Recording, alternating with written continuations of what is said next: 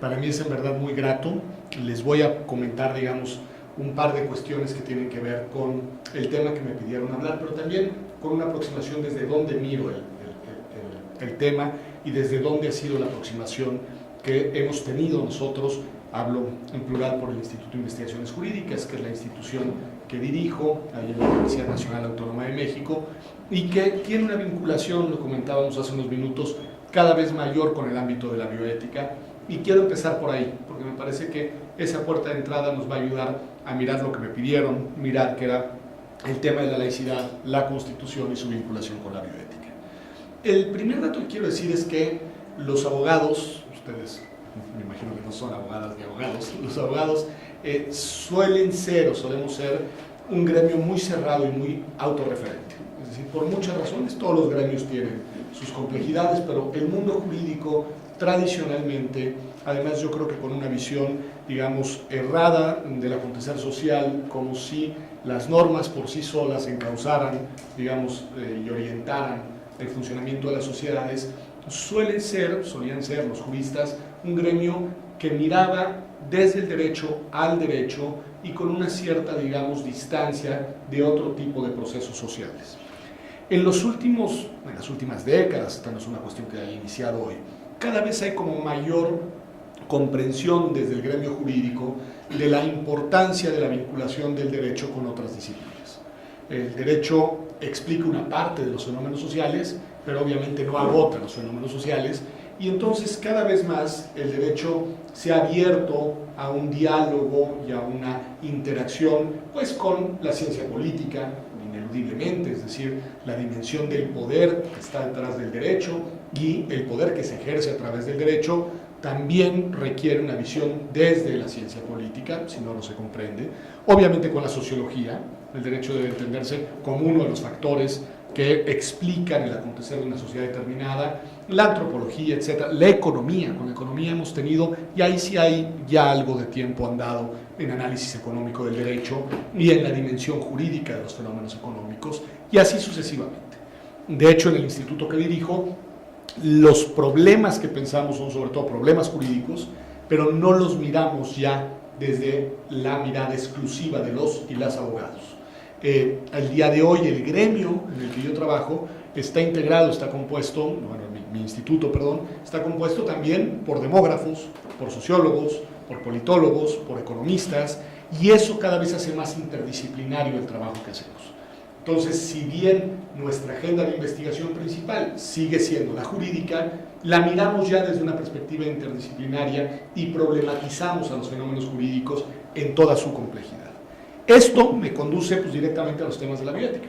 El mundo de los abogados solía ser un mundo muy distante de otras disciplinas, sobre todo cuando estas tienen que ver, no con la ética y el derecho ha tenido siempre una interacción más estrecha, pero sí todo lo que tiene que ver, permítanme decirlo de manera muy burda, con las ciencias duras, ¿no?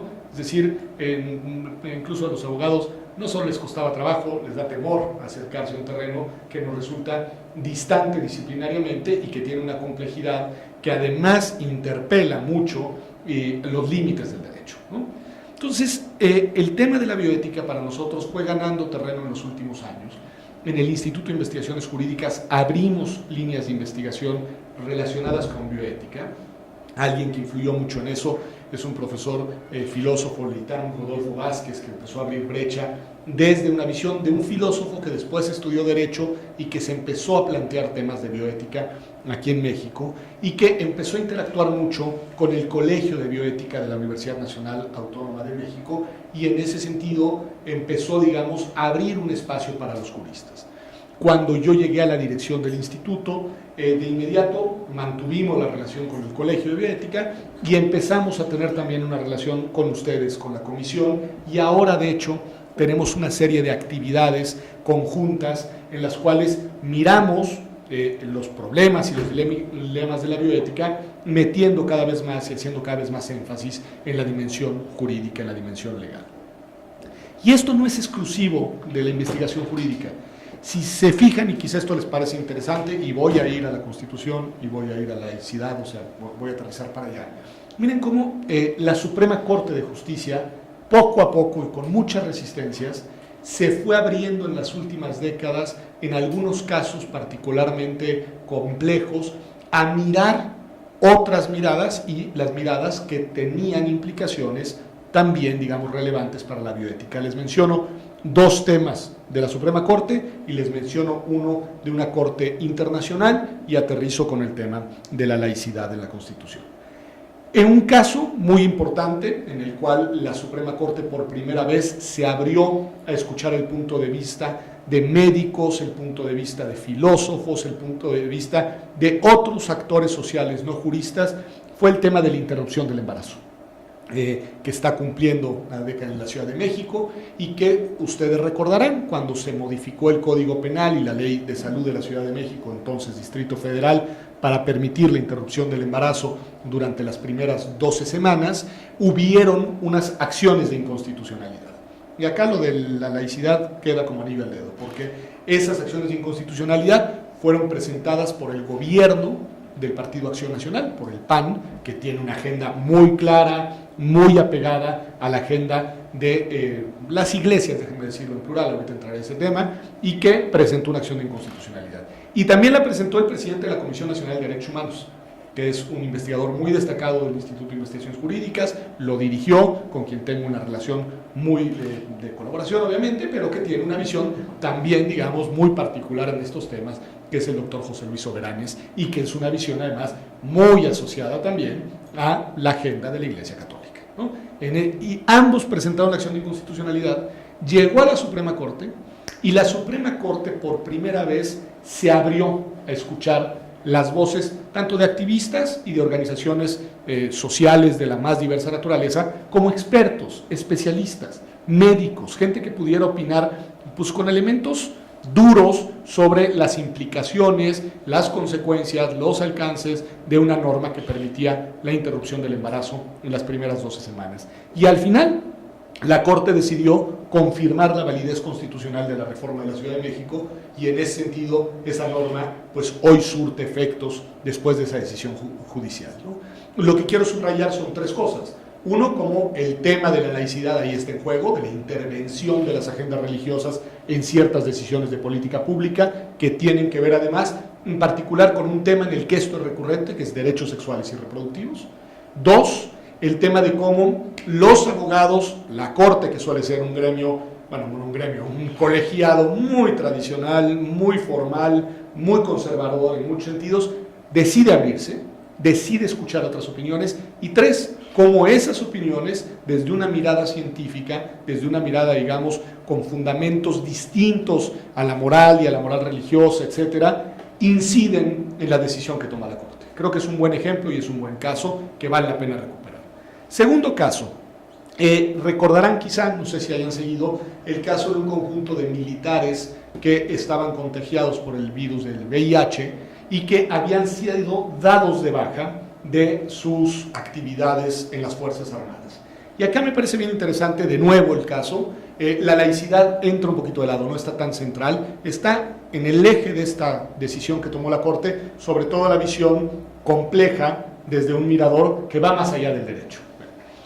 En efecto, y es una realidad que hasta ese entonces, la ley, o sea, las normas, digamos, que rigen la organización de las Fuerzas Armadas, contemplaban como uno de los supuestos para dar de baja a los o las militares, precisamente el que se contagiaran, solamente que se contagiaran del virus del VIH, ¿no? Ese supuesto estaba en la norma, no quiero inventar el año, pero era una norma que traía ya varias décadas en vigor. A estos militares, a estas personas, hombres todos ellos, si mal no recuerdo, los dan de baja ya entrado el siglo XXI, ¿no? En efecto, se detecta que están contagiados con el virus del VIH y pues una autoridad castrense con una mirada muy de abogado, muy de abogada, dice, la norma dice esto, la persona está contagiada, el supuesto cabe dentro de la norma, son dados de baja, sin más. Y además dados de baja que implicaba, entre otras cosas, la separación de su seguro de salud. Es decir, quedan absolutamente desprotegidos, pensión, salud, antigüedad, todo se pierde. Bueno, pues estas personas recurren a la justicia y creo que con razón. El primer juez que recibe el caso, un juez de nuevo con una visión muy ceñida a lo que dice la norma, inmediatamente decide lo mismo, se mantienen dados de baja, ¿no? Es decir, hay una ley, se tiene que aplicar la ley, se acabó. Lo mismo el tribunal colegiado y el caso llega a la Suprema Corte. Y ahí es donde se vuelve a poner muy interesante el asunto, porque hay una discusión, no los aburro con los tecnicismos jurídicos, de si debían o no escuchar la opinión de los que sabían. Es decir, hay un ministro, en ese caso fue el ministro sobre todo José Ramón Cosío, que les dice a los demás ministros en la mesa, les dice, oigan, es que nosotros no tenemos elementos para saber si existe algún tipo de riesgo objetivo de contagio a los demás miembros, digamos, de las Fuerzas Armadas, de una persona que lo que tiene es exclusivamente pues, un contagio de un virus que además está totalmente controlado, etcétera, etcétera, etcétera, ¿no? Se resisten, hay una discusión durísima entre los ministros, hasta que en algún momento se vota y la mayoría permite escuchar las voces de fuera. Aquí hay dos cosas interesantes. Vale la pena que lean esas discusiones porque van a ver los prejuicios reflejados desde la perspectiva de algunos ministros, sobre todo de algunos ministros de nuevo, muy conservadores y abiertamente vinculados con la concepción religiosa del mundo. En ese entonces, dos de ellos, que ya no son ministros en retiro, dos juristas muy sólidos, pero con una visión muy particular del derecho y del mundo social y de la dimensión, de nuevo, de los temas sexuales y reproductivos, el ministro en ese entonces Sergio Aguirre y también el ministro Azuela, que incluso creo que era presidente de la Corte en ese momento, ¿no? Muy cerrados, muy poco abiertos a considerar que quizá aquella disposición legal ya se había demostrado que no tenía justificación, permítanme decirlo así. Cuando llegan los médicos, pues los médicos lo que dicen es, pues no, señores, el VIH no se transmite porque duerman en una caserna juntos, el VIH no se transmite porque platiquen o porque hagan ejercicios militares, el VIH, en fin, ¿no? Cosas, en efecto, en un primer momento, la ciencia no sabía explicar bien los alcances de ese mal. Hoy tenemos mucha información y con esa información sabemos que no hay justificación alguna para que una persona, por el solo hecho de estar contagiado con este virus, se le dé de baja y de hecho puede realizar muchas de las funciones castrenses sin ningún tipo de riesgo, ni para él ni para los demás. Y hay una votación y les otorgan el amparo. Incluso algunos de ellos ya habían muerto, les otorgan el amparo con beneficio a las familias, ¿no? Ese es un caso muy dramático, pero es un caso muy interesante, en el que de nuevo el derecho, si no se abre, si no escucha y si no toma distancia de las posiciones, digamos, de los prejuicios y de los dogmas religiosos, pues hubiera cometido, creo yo, una grave injusticia.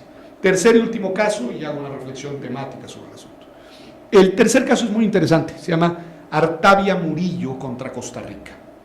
Y es un caso que se estudia mucho para los temas de fecundación in vitro, ¿no? Un caso, en fin, no los aburro con el supuesto, el caso es que una mujer, Artavia Murillo, lleva el caso hasta la Corte Interamericana de los Derechos Humanos, diciendo que pues, en Costa Rica no habían las condiciones para que ella pudiera ejercer autónomamente su libertad de intentar ser madre por medios asistidos, ¿no? El caso es muy interesante, es muy complejo, pero de nuevo es bien importante lo que hace la Corte Interamericana de los Derechos Humanos, que está integrada por juristas, y de esos juristas que sesionan en Costa Rica dicen, pues no sabemos. Es decir, no sabemos las implicaciones de un método o de otro, no sabemos si ciertas técnicas son invasivas en el sentido en que aquí se dice, o sea, no tenemos nosotros conocimientos científicos para poder decir cuándo se concibe un ser humano, qué implicaciones tiene la implantación o no la implantación en el ser, en fin, no sabemos. Y llaman a los científicos y se animan, digamos, a hacer una reflexión con dimensión jurídica, pero desde una visión científica de lo que supone la concepción, que es sumamente interesante. Porque además, de nuevo, toman distancia de las visiones religiosas, toman distancia de concepciones, digamos, que están basadas en lógicas de dogmas o de creencias, y con elementos científicos le terminan concediendo la razón y condenan al Estado de Costa Rica, orientándolo a que modifique su legislación y que permita que exista la posibilidad de que si una mujer así lo decide, pueda tener algún tipo de pues, acceso a servicios de salud que le permitan explorar la posibilidad de embarazarse por medios asistidos. Entonces, creo que un caso de nuevo muy interesante, y lo que quería con estos 3 ejemplos es decirles por qué para nosotros los abogados el tema de la bioética es un tema que nos interpela directo. Porque de lo contrario, somos y hemos sido a lo largo de la historia capaces de aprobar e imponer leyes colectivas que orientan el comportamiento de las personas, que prohíben u obligan cosas sin tener un conocimiento de base de si hay argumentos que sustenten o no esas decisiones. Y en ese sentido, el derecho como práctica social, pero además como instrumento que orienta y coacciona la vida de las personas, pues debe de estar abierto y debe de ser, digamos, receptivo de otros miradores, pues para no decidir cosas que sean arbitrarias, que sean absurdas, que sean irracionales incluso, ¿no? El tema de la laicidad, como verán, permea en todo este discurso. La laicidad no solamente supone que la autoridad pública, el Estado, esté separado de las autoridades religiosas, y lo digo en plural, porque nosotros solemos en México erradamente pensar en el Estado y la Iglesia. En realidad no hay una iglesia. En México hay una multiplicidad de iglesias y una multiplicidad de religiones, porque además no todas las religiones se organizan bajo la lógica de iglesias, ¿no? Entonces, no solamente es esa separación, sino que también supone que las iglesias se sometan a las normas del Estado y que el Estado no reproduzca a través de sus aparatos de creación normativa los dogmas o las reglas de las iglesias, que es quizá la parte más importante. Yo suelo decirlo con una frase que no les gusta a los religiosos, siempre me dicen, pero ¿cómo dice eso? Lo digo con mucha convicción. La laicidad implica que las iglesias no colonicen las normas de la esfera colectiva con sus dogmas de fe. Eso no supone, desde ningún punto de vista, una persecución a los dogmas de fe. Y no supone también, desde ninguna perspectiva, una discriminación a una iglesia sobre otras. Todo lo contrario. La laicidad se basa en la lógica de la separación, pero también en la lógica de la no discriminación y del no privilegio de una iglesia sobre otras. Es decir, en una sociedad verdaderamente laica, las distintas creencias de cada quien deben de tener carta de identidad, incluso de aquellas personas que no profesamos religión alguna. Y una carta de identidad en igualdad de condiciones. Y eso lo que requiere es que el Estado, además de tener una distancia, establezca normas colectivas que no están orientadas por dogmas religiosos y que permitan además, en la medida de lo posible, el mayor ámbito de ejercicio de la autonomía de las personas. Perdón, sé que estoy entre expertas, lo que voy a decir es una banalidad, pero vale la pena. Yo les insisto mucho, por ejemplo, el tema de despenalización del embarazo, los temas que he tocado, ¿no? Además, siempre hay una cosa con lo sexual y reproductivo que es obsesivo desde el punto de vista de las agendas religiosas. Y mi planteamiento es siempre. El otro caso que les podría contar, pero ya no me va a dar tiempo, interesantísimo, el de matrimonio igualitario, también la Suprema Corte. Se dice que en México el matrimonio igualitario no se aprobó la iniciativa de Peña Nieto, es cierto, y que la tiraron atrás las organizaciones religiosas, también es cierto, y que el mismo PRI se acobardó y lo retiró, también es cierto, pero lo que a veces se olvida es que el matrimonio igualitario ya es un derecho en México, en todo el territorio nacional, por decisión de la Suprema Corte de Justicia. O sea, la Suprema Corte ya tomó decisiones que hicieron del matrimonio igualitario un derecho que puedes ejercer incluso en el estado más conservador. Por ejemplo, el estado de Baja California establece en su artículo 2 que el matrimonio es la unión de un solo hombre y una sola mujer que tiene como fin la ayuda mutua y la preservación de la especie. Ese artículo de la Constitución de Baja California es inconstitucional porque ya lo dijo la Suprema Corte. Y si dos personas del mismo sexo se quieren casar en la ciudad de Tijuana, van a tener que ir a un juzgado por un amparo, pero el juez va a estar obligado a darles el amparo y van a poder ir a casarse sin ningún tipo de impedimento legal, porque ya lo dijo la Suprema Corte. También es un caso interesante, ahí no entraron por el lado científico, ahí entraron por el lado muy interesante de cómo el derecho también es cultura, también reproduce prejuicios y potencia prejuicios. Eso fue otra entrada. Pero bueno, esto creo que era un buen ejemplo. Regreso a mi punto. Desde el punto de vista de la laicidad, la separación es importante, pero también es importante que el Estado garantice que las normas colectivas amplían el ámbito de ejercicio de nuestra autonomía personal. Yo les decía, que se lo suelo decir a interlocutores que no les gusta que se los diga, les digo, es que usted puede profesar la religión que usted quiera y usted puede libremente adecuar su comportamiento a las normas que le establece esa organización religiosa y puede creer que hay unas cosas que son pecados o faltas graves, como los denomine la religión a la que usted pertenece, y puede ser congruente con esa creencia y adecuar su comportamiento a las normas de comportamiento que ahí le piden que usted realice para ser un buen fiel, un buen creyente, una buena persona, un buen ser humano desde esa perspectiva. Lo que no puede pretender es que eso que vale para usted se les imponga a las demás personas. Es decir, las demás personas deben de poder con toda tranquilidad hacer lo que usted no hace por mandato religioso, comportarse como usted no se comporta por mandato religioso, y debe estar garantizada la autonomía para poder hacer de su vida privada lo que esa persona desea hacer, siempre y cuando obviamente no dañe ni los derechos de terceros ni los bienes públicos fundamentales, ¿no? Esa es como la regla. Pero salvadas estas dos excepciones, cada persona debe de poder ejercer su libertad pues según sus propias convicciones. Y pues obviamente quienes no tenemos convicciones religiosas tendremos quizá un ámbito de actuación en ciertas materias más amplio que otras personas, quizá, y también, porque luego se confunde, no tener convicciones religiosas no quiere decir no tener moral, por lo contrario, la moral laica es una moral muy exigente, porque entre otras cosas es una moral fincada en la lógica del respeto a las creencias de los demás y de la exigencia del respeto a las creencias propias, ¿no? Entonces ahí hay, digamos, una exigencia que la laicidad impone como patrón de comportamiento, incluso desde el punto de vista moral, ¿no? ¿Qué otro tema de la laicidad puede ser relevante nada más subrayar? No solo no es persecución de una religión ni privilegio de una sobre otra, no solamente es que las normas del Estado sean normas que valgan para todos, sino que la laicidad también les impone a las organizaciones religiosas una serie de límites en su actuación. Entre otras cosas, por ejemplo, y ahora hablaré de la Constitución, les impone como regla que no pretendan usar al Estado como una herramienta para, lo que decía Beccaria dice una cosa muy linda, decía, para confundir lo que es pecado con lo que es delito, ¿no? Separemos las dos cosas. Una cosa son los pecados, otra cosa son los delitos. Los pecados valen para aquella persona que con toda libertad quiere adscribirse a la religión en la que esas conductas no deben realizarse. Los delitos valen para toda la comunidad política.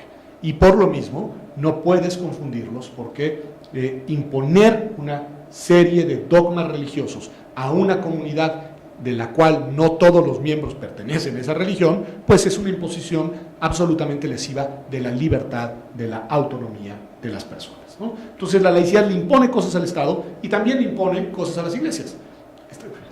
Gracias. Linda, gracias. Y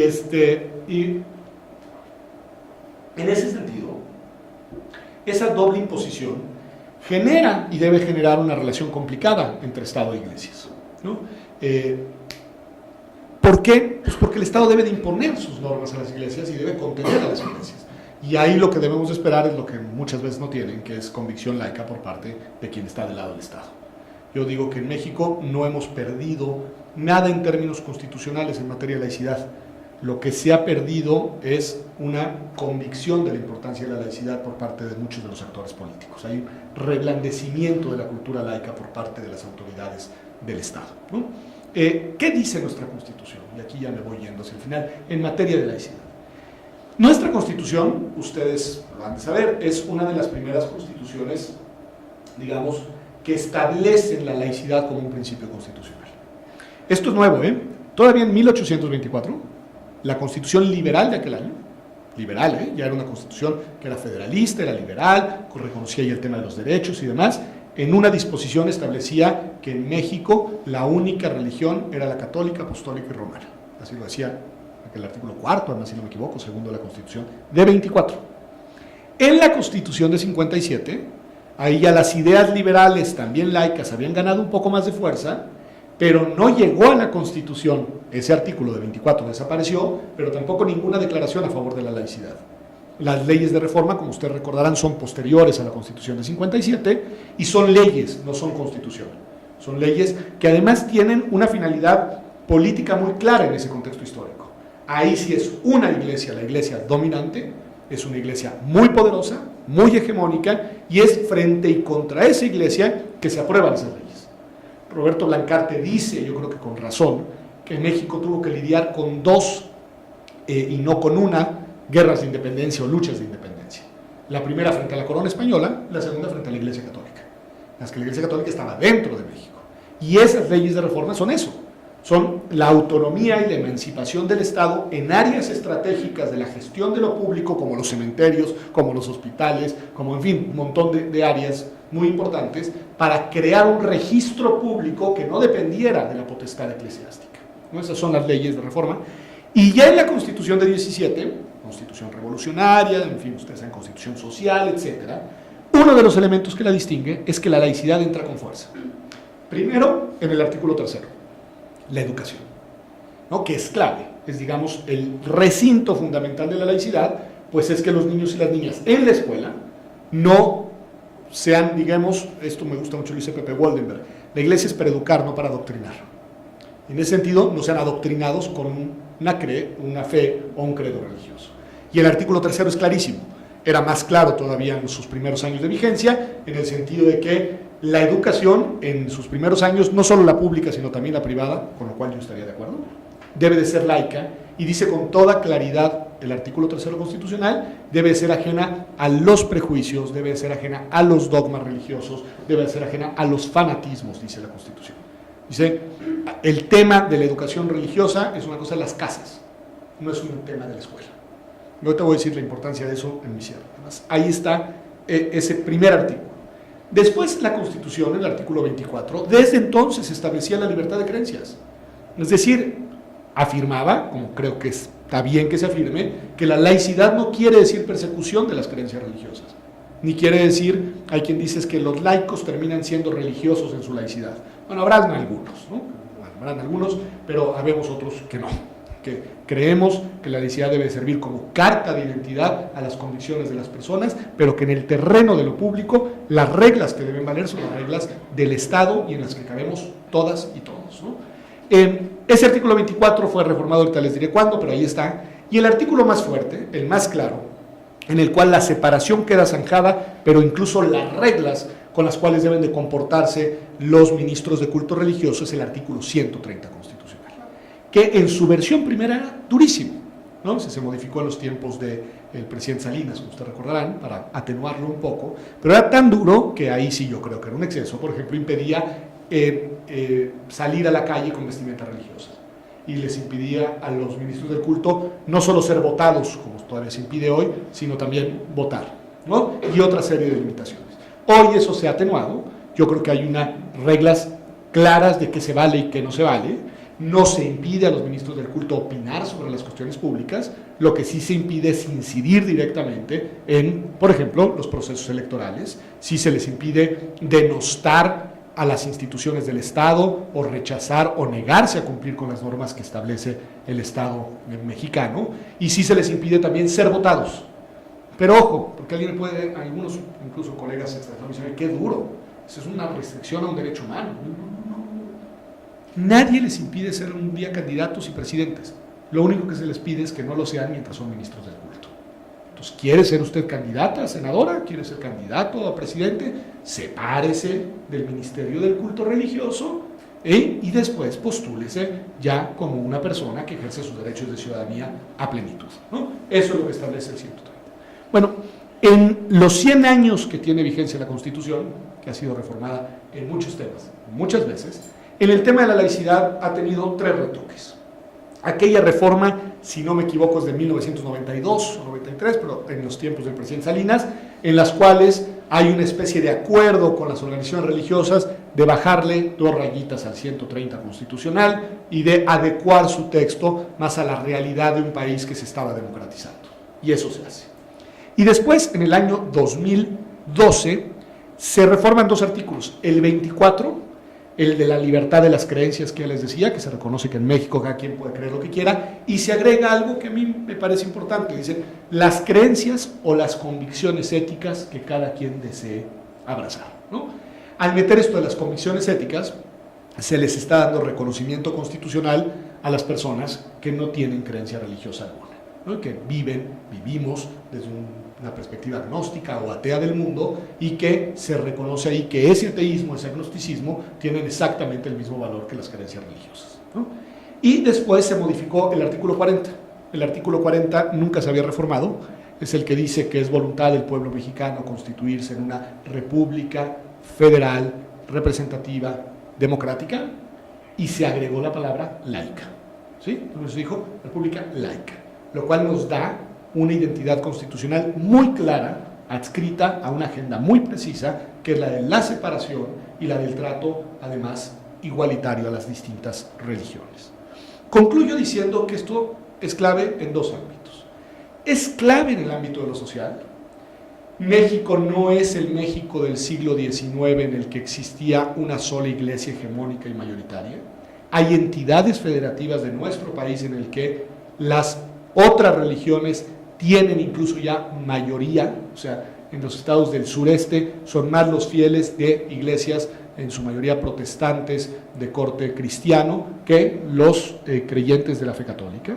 Pero además en México también ha crecido, y yo diría que venturosamente, y además en las nuevas generaciones se nota mucho, una convicción laica, una convicción de personas que no profesan religión alguna, eso te indican todas las encuestas, ¿no?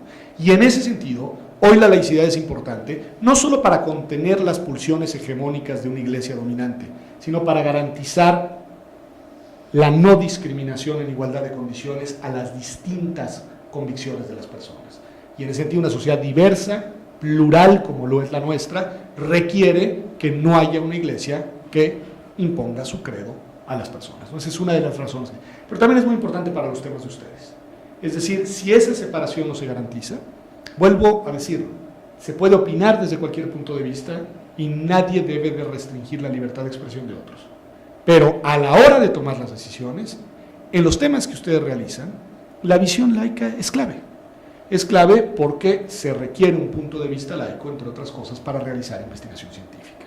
Y esto no quiere decir que la ciencia sea y deba ser, digamos, sorda a otro tipo de saberes. El mismo tema que ustedes manejan, pues mete el tema de la bio con la ética y la dimensión ética, pero esa ética es una moral laica.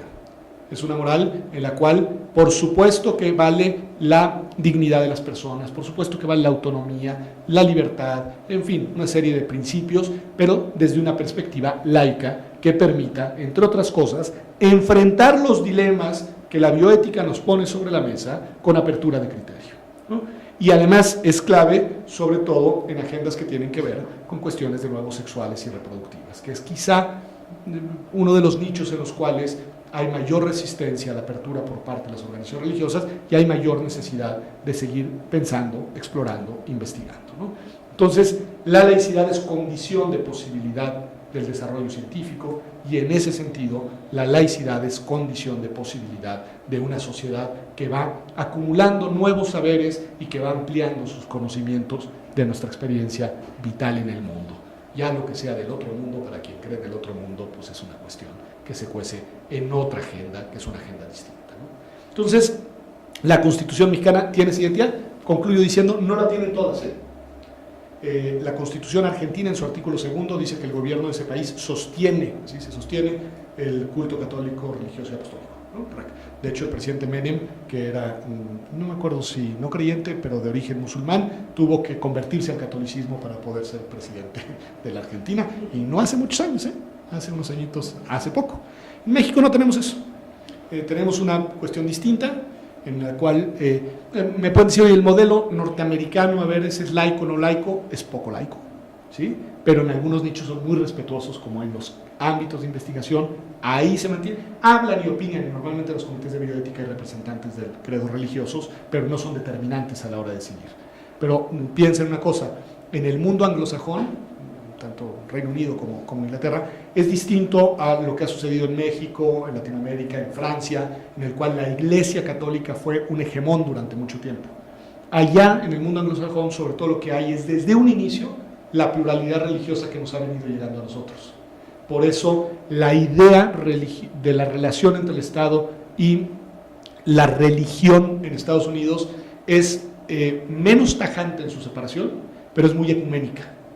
Ahí hablan In God We Trust, God Bless America, May God Be With Us, una serie de cosas, pero hablan de un Dios que no es un Dios determinado.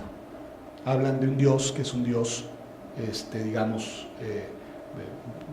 en el que caben los distintos credos. Ese es un poco el estilo.